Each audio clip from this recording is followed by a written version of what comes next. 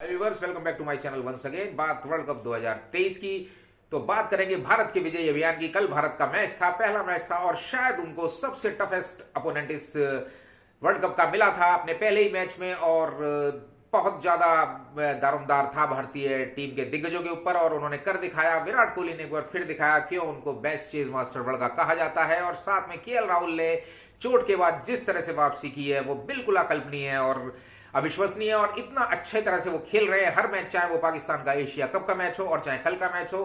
KL Rahul कहीं भी परेशान नहीं लगे, दोनों मैचों में उन्होंने चांसलेस इनिंग खेली। विराट कोहली का तो एक बहुत, शायद भारत और भारतवासियों का लक बहुत अच्छा था कि मिचेल मार्श ने कैच उनका छोड़ दिया और एक ऐसी स्टेज पे छोड़ा कि अगर वो कैच हो जाता तो शायद मैच की दशा दूसरी होती। तो एक बहुत अच्छा मैच, बहुत अच्छा आगाज। बात करूंगा इस मैच से हमें क्या चीज मिली और वर्ल्ड कप में हम किस तरह से अब एक अच्छे पॉजिटिव नोट पर हमारा ये मैच खत्म हुआ और हम आगे बढ़ सकते हैं। सबसे पहले अगर आपने देखा होगा, ध्यान दिया होगा और अगर शायद आप क्रिकेट प्रशंसक होंगे तो आपने देखा होगा टॉस के समय और उसके बाद दोनों टीमें शायद एक दूसरे से डरी हुई थी, परेशान थी। दोनों को शायद ये डर था कि शायद उन्हें टफेस्ट अपोनेंट इस वर्ल्ड कप का मिला है। अगर आप देखें तो इसी फिराक में और इसी रन बनाने में और डर डर शायद डरते हुए भारतीय टीम से अच्छी शुरुआत की थी वार्नर ने। हालांकि मिचेल मार्श आउट हो गए थे पहले ही ओवर में बुमराह के, लेकिन वार्नर ने कोशिश की, लेकिन उसके बाद उनके सारे प्लेयर कुछ डरे नजर आए। और कमोबेश यही पोजीशन भारत के प्लेयर की भी थी कि उनको ऐसा लग रहा था कि जब भी एक विकेट ऑस्ट्रेलिया के गिर रहा था, या आपने देखा होगा कि जिस तरह रोहित शर्मा आखिरी ओवर में परेशान हो गए थे। मिचेल स्टार्क ने जब एक चौका लगाया अपना मोहम्मद सिराज पर, तो एक उन्होंने उनको डांट लगाई। मोहम्मद सिराज थोड़े भावुक भी हुए, लेकिन अगली बॉल पर वो आउट हो गए। तो रोहित शर्मा की वो खुशी बनती थी, शायद इसी बात की खुशी थी कि उन्होंने एक रन पहले एक जो मेंटल प्रॉब्लम होती है 200 रन की, वो उन्होंने उसको शायद दूर कर दिया और अब भारत के लिए आसान होगा। लेकिन जैसे ही भारत की इनिंग शुरू हुई, 2 रन पर जब 3 विकेट निकले तो किसी ने नहीं सोचा था कि ये क्या हो गया, और सब ने यही सोचा कि अब शायद पहले ही मैच में हम पिछड़ेंगे और शायद ये भारत के लिए अच्छी शुरुआत नहीं होगी।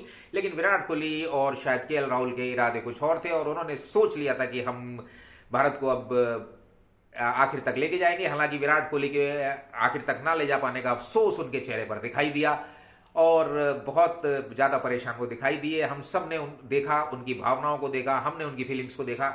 बात करेंगे कि यहां पर हमें इस मैच से क्या मिला जीत के अलावा। जीत के अलावा हमें सबसे पहले एक मिला कि हमें सबसे पहले एक ऐसा टफेस्ट अपोनेंट मिल गया।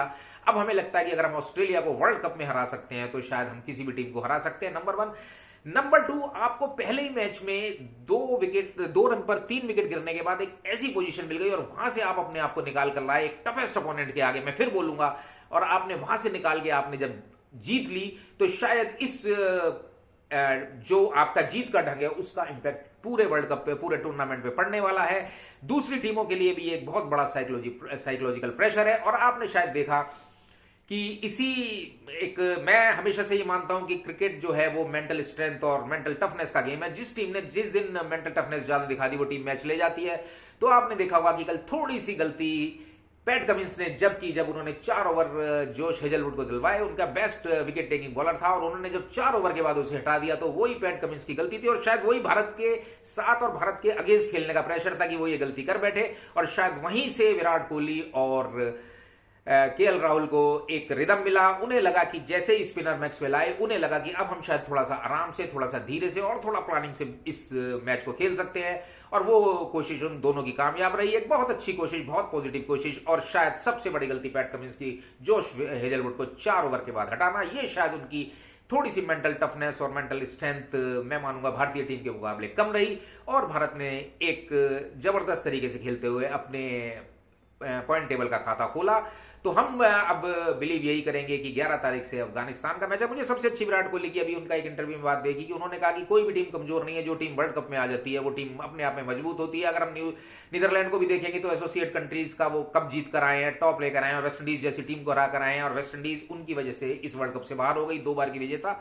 तो कोई भी टीम कमजोर नहीं होती। और अगर हमने ये मान लिया कि कोई भी टीम कमजोर नहीं होती तो शायद हम एक बहुत पॉजिटिव नोट पर आगे चल रहे हैं और हमें ये चलते रहना है। और शायद मैं ये मानूंगा कि इस बार फाइनल में अगर इसी तरह भारतीय टीम अपना हौसला दिखाती रही और भारतीय प्लेयर इसी तरह से अपनी परफॉर्मेंस दिखाते रहे। एक जॉइंट, कल भी मैं कहूंगा एक साझा अभियान था, चाहे वो जडेजा की बॉलिंग हो, जितना अच्छी तरह से कल उन्होंने बॉलिंग की, कुलदीप यादव की बॉलिंग हो, अश्विन की बॉलिंग हो, या हार्दिक पांड्या का भी बॉलिंग और बैटिंग हो, जो हमें एक लास्ट में एक ऑलराउंडर मिल जाता है। तो अच्छा एक अभियान रहेगा भारतीय टीम का, मेरा मानना है पॉजिटिव, और बहुत ही ज्यादा अच्छा हम कल खेले। इस तरह से हमें खेलना है तो शायद फाइनल में एक टीम हमारी होगी और हमें दूसरी टीम का इंतजार करना होगा। इन सब बातों के साथ all the very best for Indian team for rest of the world cup. और आगे की बातें अब आगे भारत के मैचों के बाद आपसे जुड़ेंगे, गुफ्तगू करेंगे। तब तक के लिए इजाजत, आप सबकी रात्रि शुभ हो, आपका दिन शुभ हो। बहुत बहुत नमस्कार।